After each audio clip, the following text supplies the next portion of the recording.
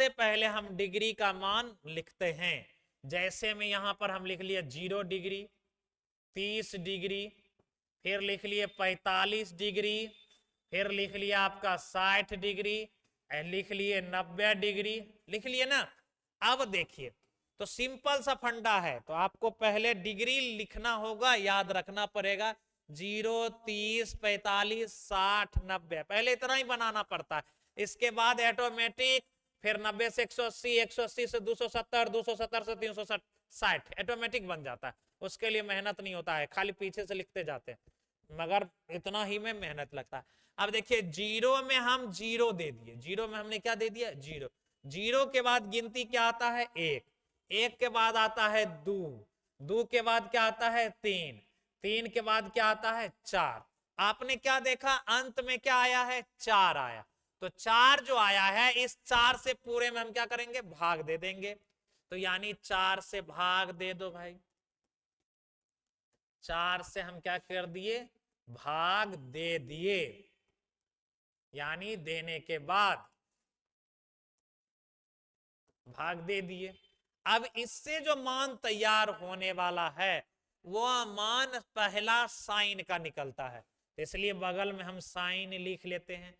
तो 0 में किसी संख्या से अगर भाग दिया जाता है तो उसकी वैल्यू 0 होता है, और 0 का वर्गमूल 0 ही होता है।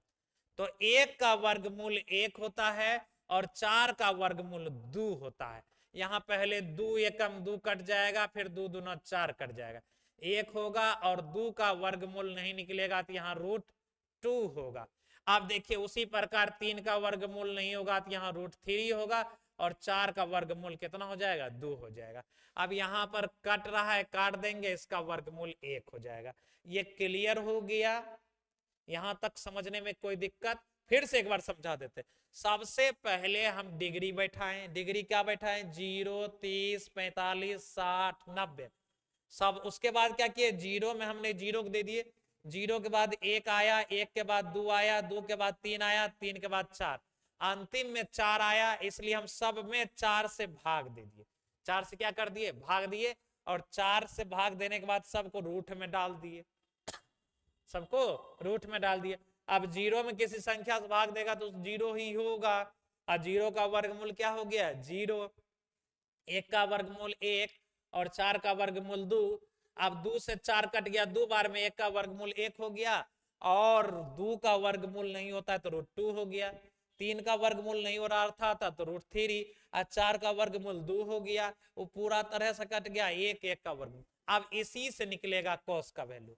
अब कॉस पीछे से लिखना स्टार्ट कीजिए, कॉस हो जाएगा, पीछे 1 है, √3 है, फिर क्या है 1/√2 है, फिर 1/2 है, फिर 0 है। अब आसान है, अब सब निकल जाएगा, बस साइन और कोस का निकल गया। तो देखिए अब जिसके जिसके नीचे नहीं कुछ तो 1, इसके भी नीचे नहीं कुछ तो 1, इसके भी नीचे नहीं कुछ तो 1, इसके भी नीचे नहीं कुछ तो 1। फार्मूला बनाने के लिए, आसान करने के लिए, साइन का फार्मूला होता है लंब बटे कर्ण, यानी L/कर्ण। ये मत समझना L/कर्ण दे रहे हैं तो यानी परपेंडिकुलर हाइपोटेन्यूस होता है, मतलब ये हम शॉर्टकट में लंब बटे कर्ण संकेत कर रहे हैं, यानी L/K, L/K। तो चलिए अब यहां पर कॉस का होता है आधार बटे कर्ण, यानी संकेत के लिए A/K सिंपल भाषा में सब समझ सके इसलिए ये लेटर लिए A/K, ठीक है ना। अब हमको निकालना किसका मान है, tan का।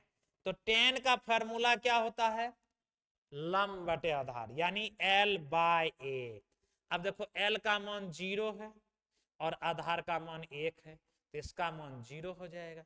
फिर इसमें लंब का मान कितना है 1 है, आधार का मान √3 है।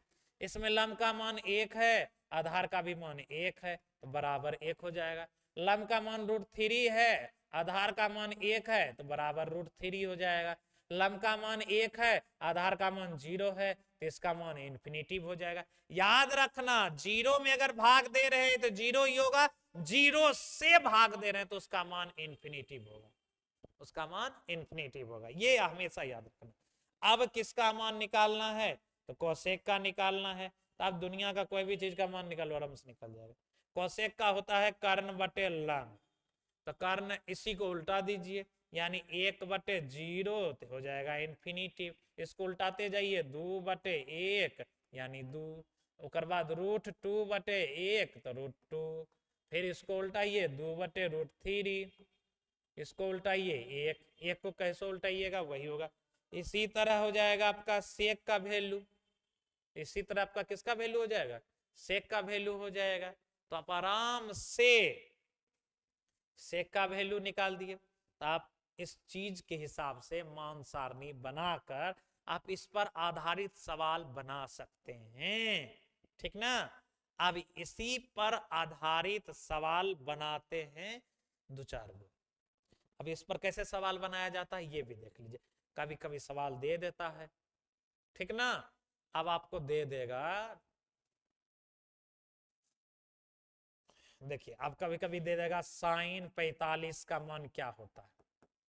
तो देखिए sin 45, साइन में जाइए, 45 डिग्री का मान क्या, 1/√2, यानी 1/√2। ये अक्सर इस तरह का सवाल ऑब्जेक्टिव में पाया जाता है, यानी ऑब्जेक्टिव में रहता है।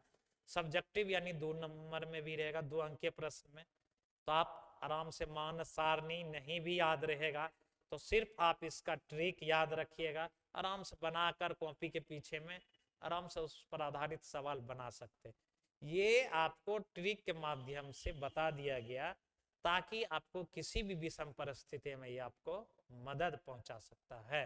यानी आप मान सारणी पर आधारित 2 अंक वाला प्रश्न दे दिया, आप मान सारणी याद नहीं है तो सटाकर आराम से बना लीजिए।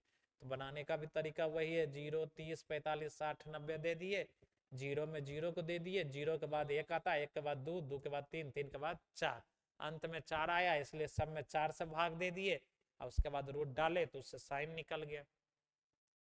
इसी तरह से अब देखिए, तो ये मान सारणी वाला सवाल है। तो मान सारणी वाला सवाल के बाद आ जाता है आपका कुछ थ्योरी, आगे देखते हैं। अब देखिए कभी कभी होता है